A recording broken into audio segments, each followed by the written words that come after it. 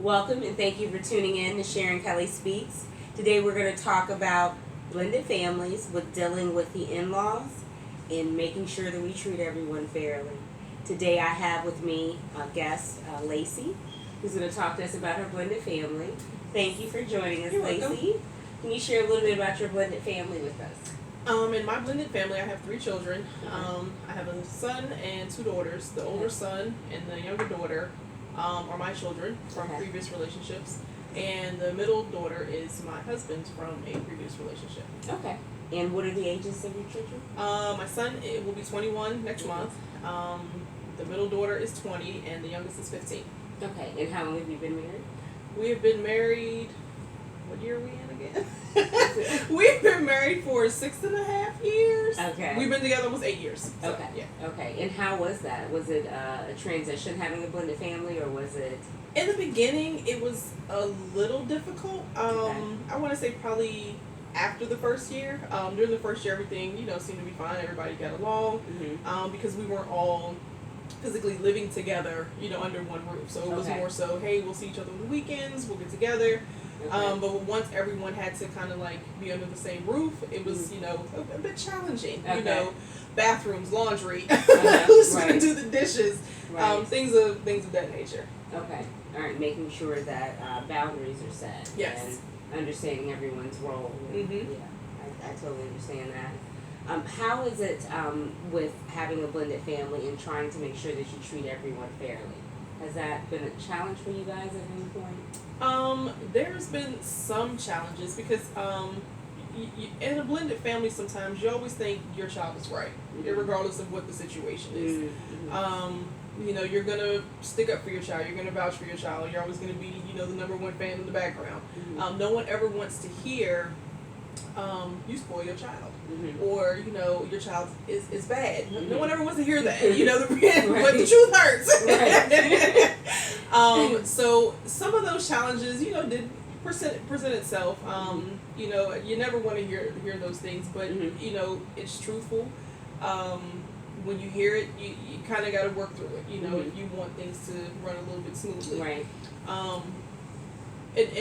For my situation, there was definitely some backlash because I didn't want to hear it. And I would walk around with an attitude because you're not going to tell me anything about my kids that I don't want to hear. Right. Right. So but I had to kind of put myself in his shoes too, because I would do the same thing to him, and then he would be like, "Well, I don't want to hear it." Okay.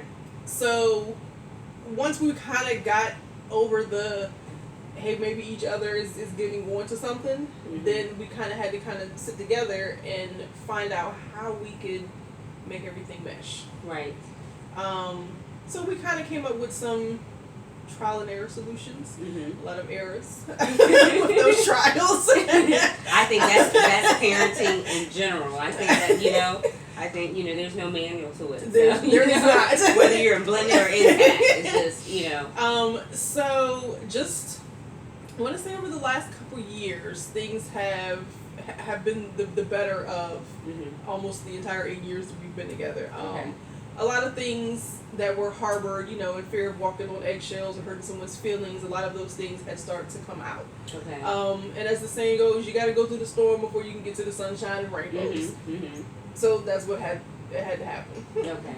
Because I know with us in our blended family, that was like very big for me as far as making sure that we treated everyone fairly. Right.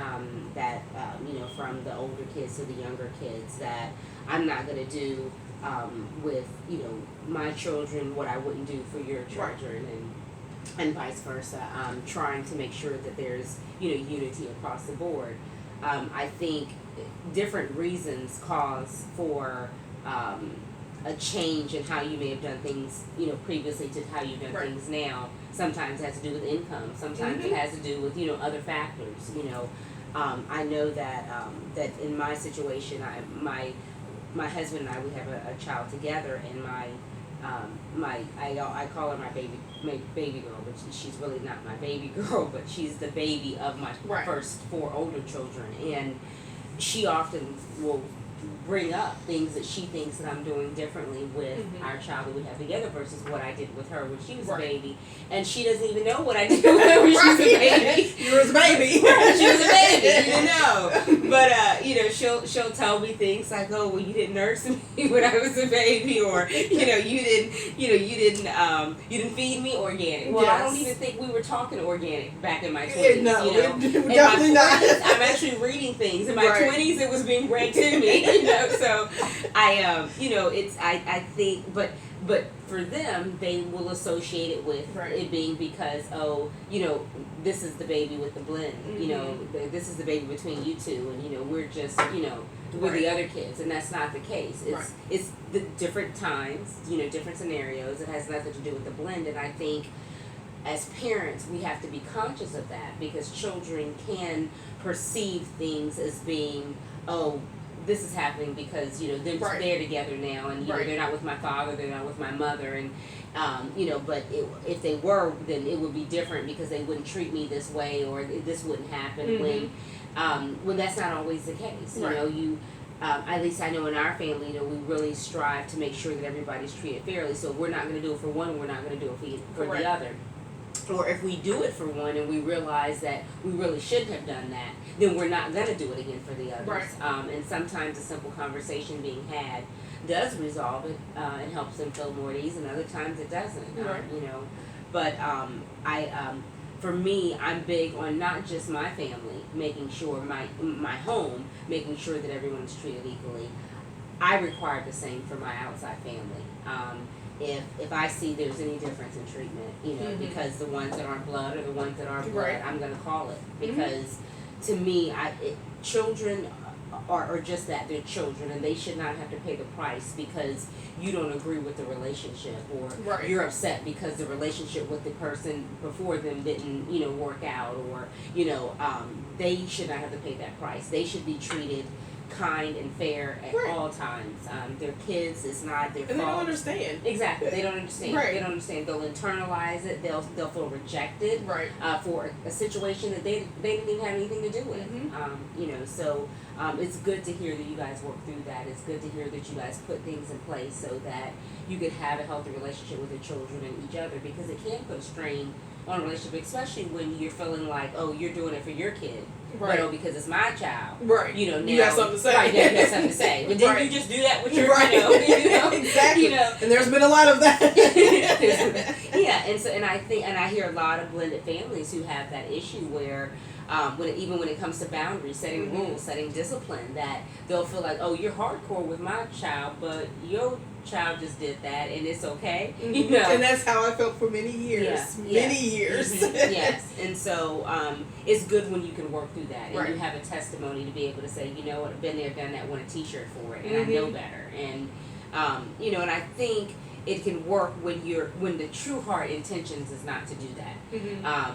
When there is that, you know, when there really truly is unfair treatment, then you're not going to work through it. It's going to be a bunch of mess, and you know, so it's good to see that, you know, you guys were able to work through that. I know another topic of conversation related to blended families is dealing with the in-laws. You know, other relatives, you know, family, friends, as far as how they accept the blend and what their impact is on whether or not the family blends, or how well the family blends. Because I don't necessarily believe that the family can't blend due to outside people who are not in the home, but they can definitely have an impact on how well the blend happens. Certainly.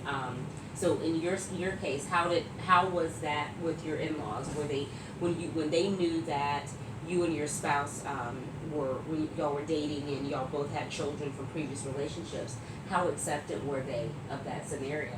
From both sides, from my husband's family to my side of the family, there was never any oh, there's an extra child, you know, we'll treat them. Everybody's completely treated equally across the board. Wow. You know, That's awesome. When either side of the parents call to say, hey, how's it going, you know, they ask, you know, how's that other child doing, you know, or how's so-and-so doing, because, you know, if we haven't spoken to them or they haven't been to, you know, family functions in a while, they will check up on them. Birthdays, Christmas, you know, holidays, everybody's always welcome. There's never been, you know, oh, that's his child, we're not going to accept. Never. Everything has always been, you know, They're all grandkids. Okay, right, and I'm sure that your children, that makes it easier for them, because then they Yes. don't have to, shy away from going to family events, because, oh, well, they're not gonna treat me like I'm the relative anyway. Right. They're just gonna treat me like I'm a friend of the family. Right. Not like I'm a niece, a nephew, or Mhm. grandchild. Um, Especially because both of us, we got remarried in the time where our children were teenagers. Right. That is an impressionable age where, Mhm. they pay attention to those things, and they're already trying to find themselves and figure out who they are. And then when they get into to a family that they don't really know, they want to be accepted. Mhm. Even if they act like they're rejecting it, they still want to be accepted, even if they're rejecting the Mhm. idea. And I think when they feel accepted, when they feel welcome, when they feel like they're being treated just like the biological, it makes them feel a lot more welcome and easier about Right. the situation of being blended. But when they don't feel like they're welcome, they're gonna, like They'll you act said, out. they'll act out. And like you said about your family reached out if they didn't see them at family functions or Mhm. whatnot. If they're not reaching out and not seeing them at family functions, they could care less whether or not they show up or not. A child knows that. Right. They know when they could. No one really cares if they show up or not, and they will start saying, no, I don't want to go. I don't. Right. I don't. Nobody's gonna miss me not being there anyway, because this isn't really about me. This is about you and your new family, or Mhm. this is about if you have a child with your new spouse, then it's just about them, or if whoever the biological child is of the spouse, they'll just say, oh, that's about them. It's really not about Right. us. So I think it's very important that even the extended family is welcoming. I know for us, I'm very big on that. That if you can't do for all 6 of my children, then don't do for 1. Right. Don't do for 2. Don't do for 3. Don't do for 4. You do for all. What you do Right. for I think it creates. It can also create resentment towards siblings. And hostility. Right, and hostility. Even Jealousy. I'm sure, right, Anger. exactly, and it causes their relationship to Mhm. be strained because Correct. they feel like, oh, you're the favorite. Right. In this family, you're the favorite because this is really your family, and I'm Mhm. really an extension. Because your dad married my mom, or your mom married I'm sorry, your dad married my mom, or your mom married my dad, vice versa. It's not about really me. This is Right. about you and this new family that I'm not really accepted in, Mhm. and so you have to really be careful with that. And I'm. It's very good to hear that that works so smoothly for you guys amongst all the other things that we deal with in a blended family. When you have the support of family and Mhm. friends, It it helps. does. Right. Mhm. Right. It helps yeah. a whole lot. Yes, definitely. Is there any other lesson learned that you would like to share with us as far as things that you learned along the way that, you look back and you say, hindsight, man, I wish I had done that differently? The only thing I guess I wish I would have done differently is to listen to my husband a little bit earlier.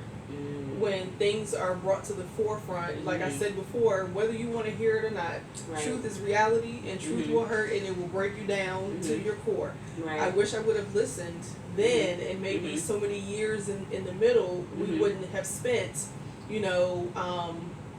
every now and again on the outs with one another, all because of one child said this or one child did this, and you're sticking up for this child, but you're not sticking Right. up. I wish I would have listened then, Right. and we could have, and potentially let them hash out whatever issues that everybody had with each other. Right. Then we wouldn't have gone through so many years of mess, Okay. and it would have fixed the stuff early on, and a lot of the stress wouldn't be there, a lot of the Mhm. pain wouldn't be there, and sometimes the resentment. Right. Those are the things I wish I probably would have did sooner than Right. later. Right. Yeah. Well, thank you for sharing that, because I'm sure that will help someone. And like you said, speaking up, talking about it right then. And I think you mentioned Mhm. before about having family meetings. Yeah. That's always important. To kind of check back and make sure that everything is good. Right. So thank you for coming and sharing your You're story. very welcome. I really appreciate it. Please like, subscribe, and share the video. And have a great day.